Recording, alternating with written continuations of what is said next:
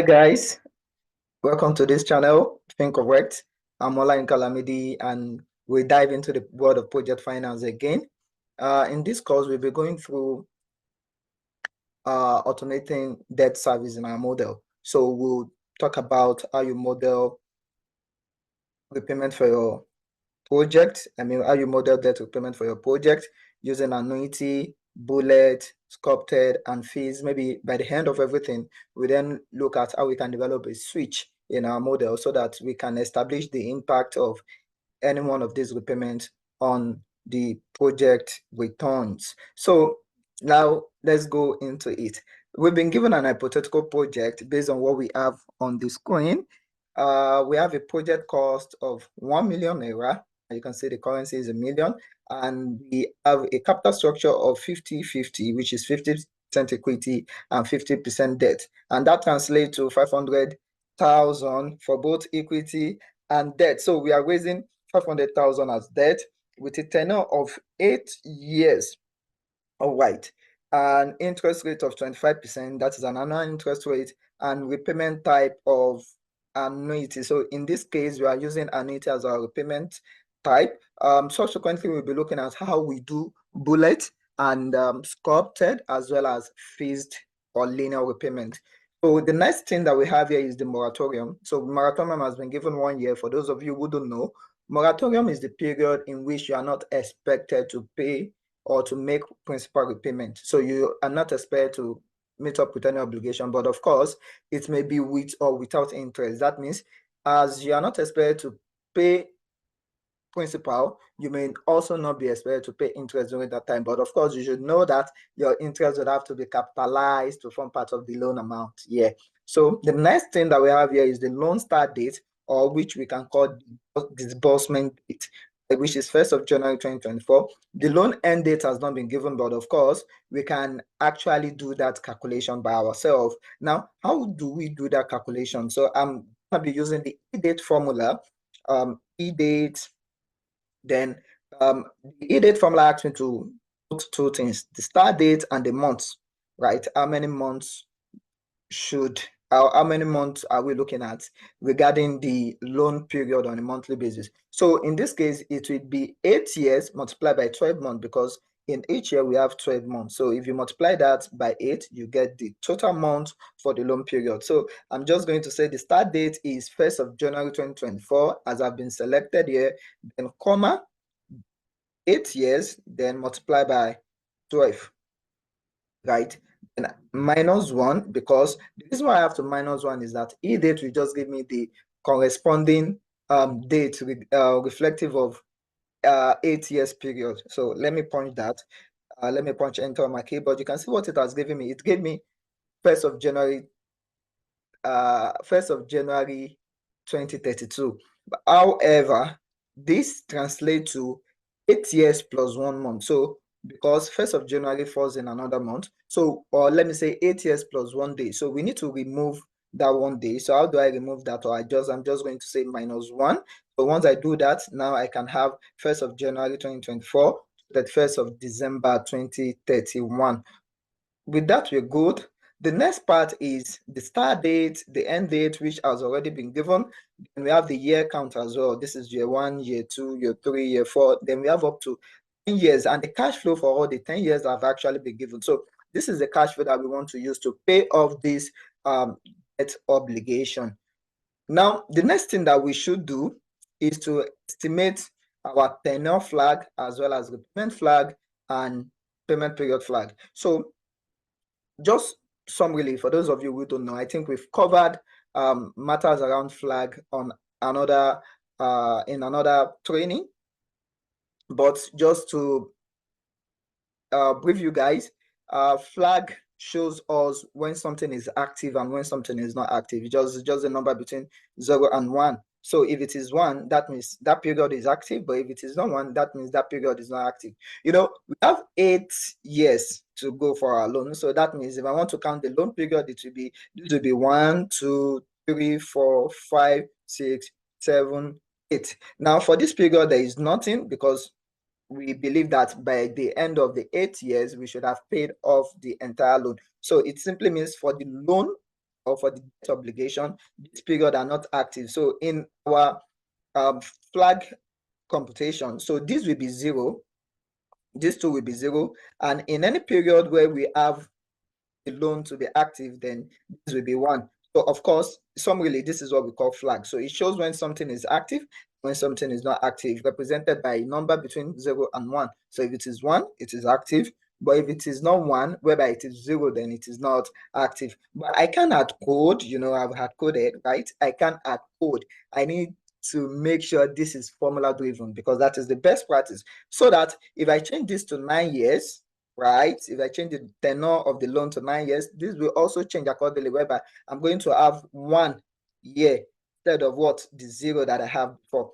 So how do I do that? How do I ensure that I have my tenor flag? So this is just what I'm going to do. Since the loan is starting 1st of January 2024, this is just what I'm going to say. I'm going to tell Excel that I'm going to use an argument. So I'm not using function here, just some kind of logical argument, greater than, less than, and all of that. So we tell Excel if the loan start date that we have here, then punch F on your keyboard to freeze the cell, is less than or equal to the start date that we have here, then Excel should give me 1.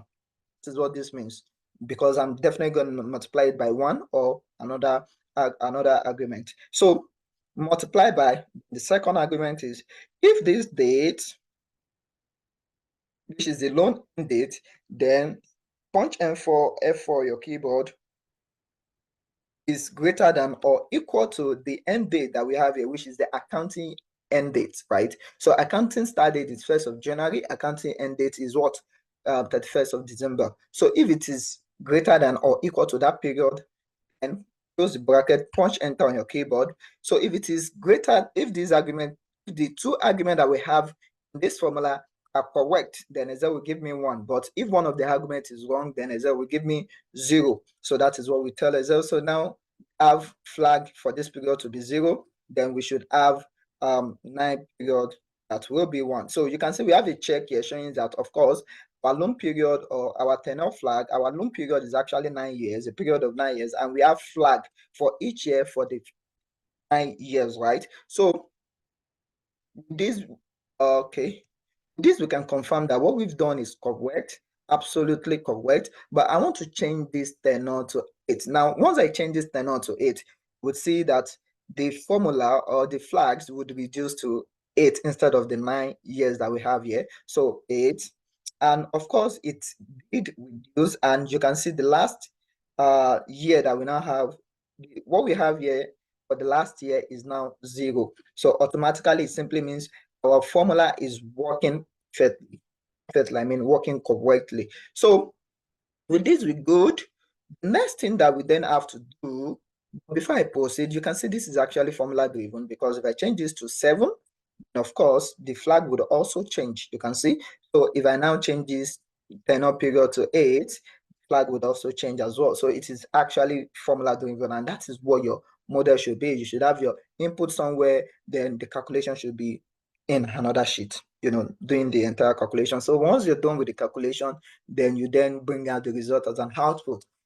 Computer is modeling, right? Financial modeling is just like a computer. We say computer is an electronic device that accepts data as an input, process it, and give out the result as an output. And of course, a financial model needs an input, then process those inputs by way of calculation, and bring out the results as an output. So the result that you want to see is to check what is the profitability, what is the viability of the business, and in terms of results on MPV, IRR, and many other things that you have.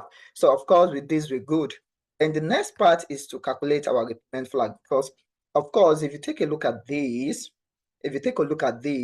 our loan start date is actually 1st of January 2024, but we are not starting payment on 1st of January 2024. The reason is that we have 1 year moratorium. Don't forget, we have 1 year moratorium. It simply means, so if I'm taking a loan from 1st of January 2024, I'm not expected to pay till 31st of December 2024, because I have 1 year moratorium. So before I make any payment, the payment should actually be starting on 1st of January 2025 and subsequently till the end of the loan period. In this case, it is 31st of December 2031. So I'm going to go back here now, estimate my repayment flag. So to show that in this period we're actually making a payment, in this period we are not making a payment. So what I'm trying to do here is what I want to achieve here. I want this two to be 0, right? And because I'm not making any repayment here, even though the loan has started in this period, so of course I'm not expected to make no repayment because of the moratorium. So for the other part, so I'm definitely gonna have 1 the loan like, but I want this to be formula driven. So how do I do that? I will come here,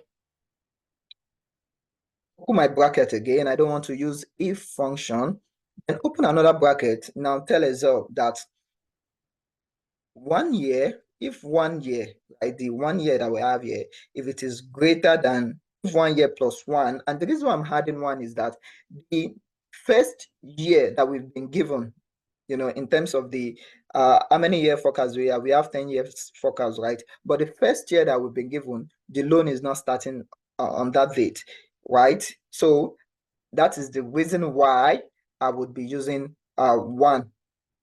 But of course, we may want to change that formula later, but for the sake of simplicity, let's just leave it this way. Then say if 1 year moratorium plus the one that is coded here, which is not the actual start date for the loan, which is a year before the loan start date, then it is greater, it is if it is less than this date that we have here, it is less than this date that we have here.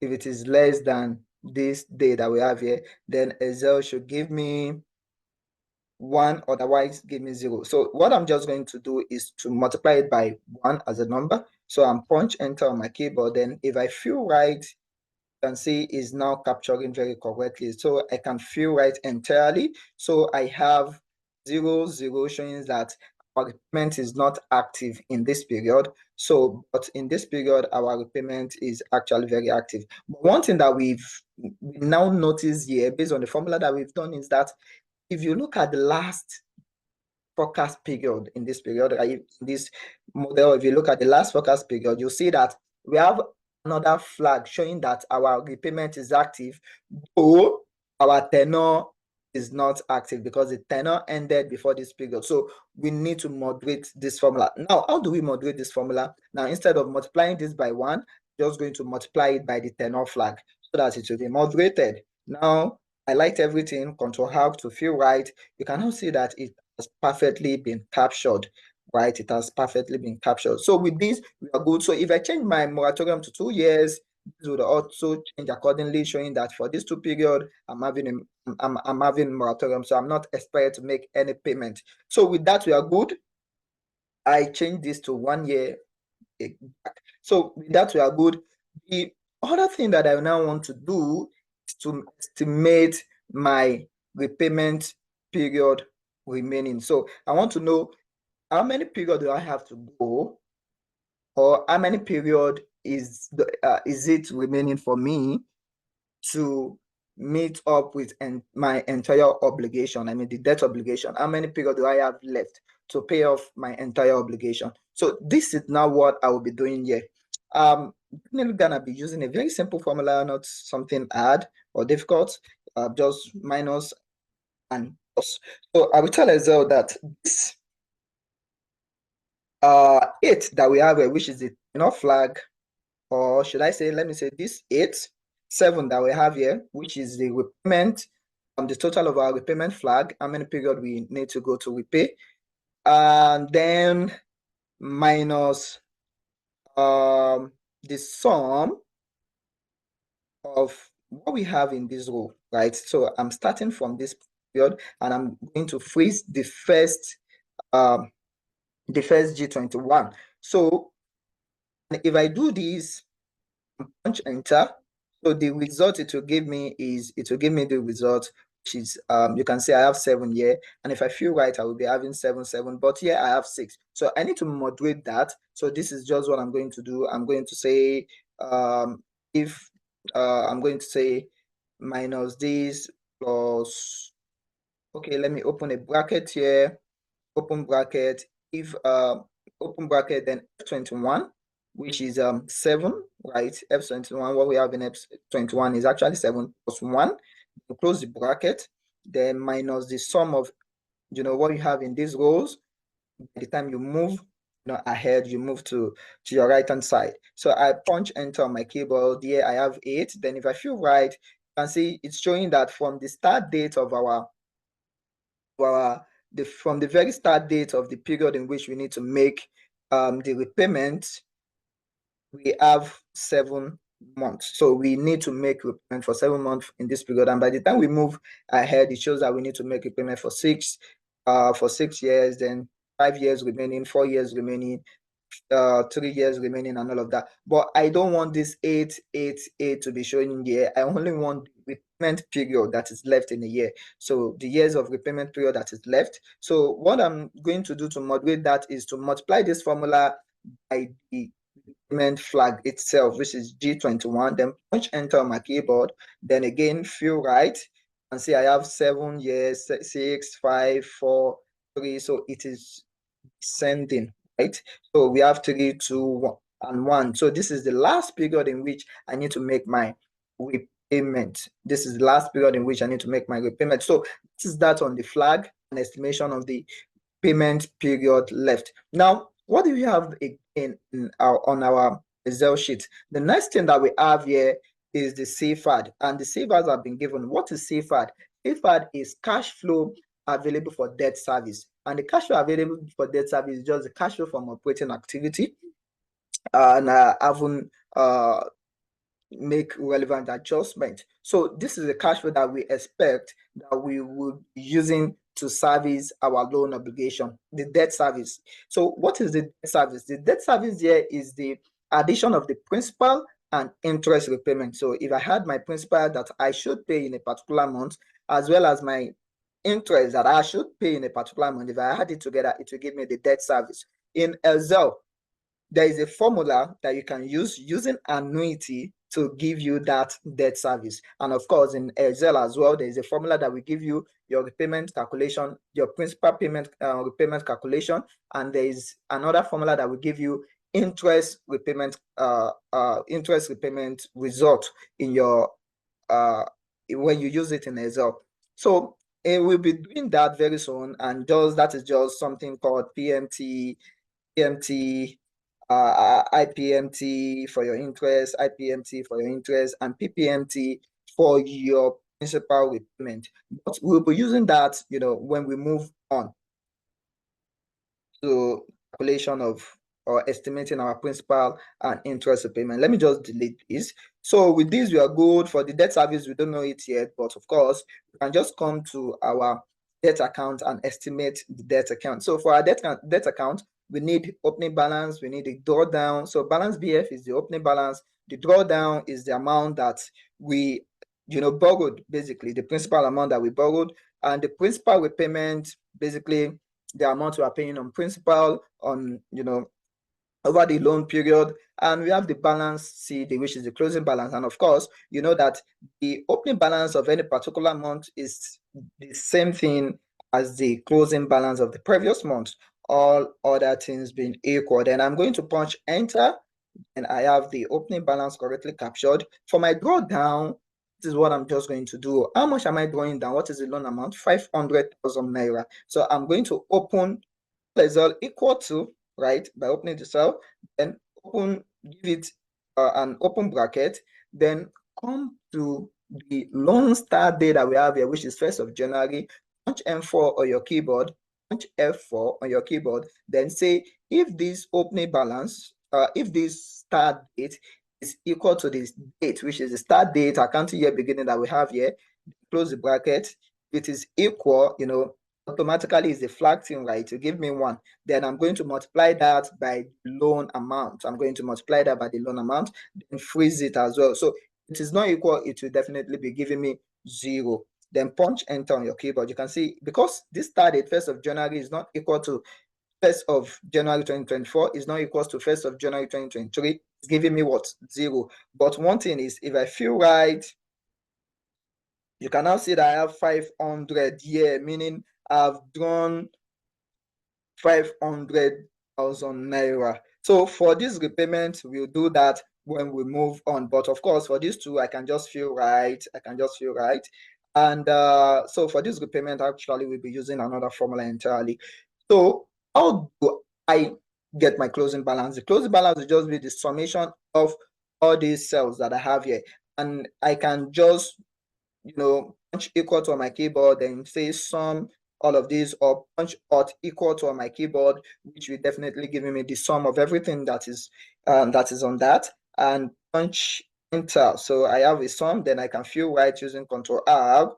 So I have opening balance showing that this loan has not been paid off, and this loan has to be paid off. We have to pay the entire loan amount during the loan period, or else the loan will become non-performing. So, I mean, there will be a default on the loan. Now I have to come down to where I need to estimate my debt service. But the first thing I would like to do is to estimate my debt service using PMT. So how do I do that? And of course, remember that the debt service using PMT is the addition of your principal and interest repayment. But before I continue with the PMP, you see what we have here is our loan flag. Right? This is actually our loan flag. So what we want to do here is, this is a format for our flag, rather, not our loan flag. This is a format for our flag. So we now want to use this format, apply this format on the flags that we have here, which is the tenor flag and the loan flag. So what I'm just going to do is come down here. I can copy any of these, Control C, and highlight all the cells that I want to paste on. What I really want to paste here is the formats and not the formula or calculations that we have on cell 39, or let me say on row 39. So copied, then I've highlighted, and I'm going to punch Control plus Alt plus V on my keyboard, Control plus Alt plus V on my keyboard. Dialog box would appear. I will click on format, then OK. So once I do that, I have very nice formatting for my flag, and this looked nice, compared to the 0 and 1, 0 and 1 that we saw the other time. So with this, we can now proceed. Now to calculate my service in Excel, what formula will I use? I will use PMT formula, but before I do that, there is something I need to moderate, and that is why I need to start with if error. Okay, or should I ignore starting with if error and go to the formula directly? Okay, let me go to the formula. Let me use the formula straight on. So PMT formula in Excel, it will help you. You can see Excel says it calculates the payment for a loan based on constant payment and constant interest. So it will give you the constant interest and principal repayment that you need to make, or that you need to pay over the entire loan period. So in this case, we have principal, we have the PMT, and the conditions that it asks us for the rate, it asks us for the MPAR, which is the periods remaining. It asks us for the present value, which is the opening balance of the loan amount at each period. So for each period, so the interest rate here is 25%, as we've agreed, and I'm going to punch F on my keyboard. And the other thing is numbers of period remaining. So in this case, for this first period, we have 0. So I'm going to select 0 and comma, opening balance. What is the opening balance that I have here? PV. Wow. PV is the opening balance. Then at this moment as well is actually 0. Then I'm going to close the bracket and punch enter on my keyboard. So it's giving me num, which is like some kind of error number, and because I'm dealing with 0 in this case. So what I'm just going to do to moderate it is that instead of giving me num, just give me 0. If at all, give me the result. So I'm using if error. If error would moderate this formula that I've used here. The if error is if the value is not error, give me the result. But if it is error, then what? Give me 0. That is why I'm going to say comma, and 0, punch enter on my keyboard. You can now see that I have 0 here, but I don't want this dollar sign because the currency we are working with, if you remember, is Naira. So I'll definitely come back here, punch Alt HJ on my keyboard, then come to this comma, then punch enter. So with this we are good, and I can feel right. So it has given me the principal and debt repayment the total principal and debt repayment that I need to. But of course, the reason why this changes over time is that the balance still remain the same for each of the payment period that is left. So I'm definitely gonna moderate that. Before I do that, I want to change this to positive instead of negative that we are saying. Then minus, then the entire if error, then feel right. So I have plus, right? So the next thing I want to do is, this is my debt service. Is actually not my debt service, because as I'm paying down, this should be decreasing, and that is when I would have constant repayment for my debt service for all the repayment period. So now let me come back to estimating individually the principal amount and the interest amount.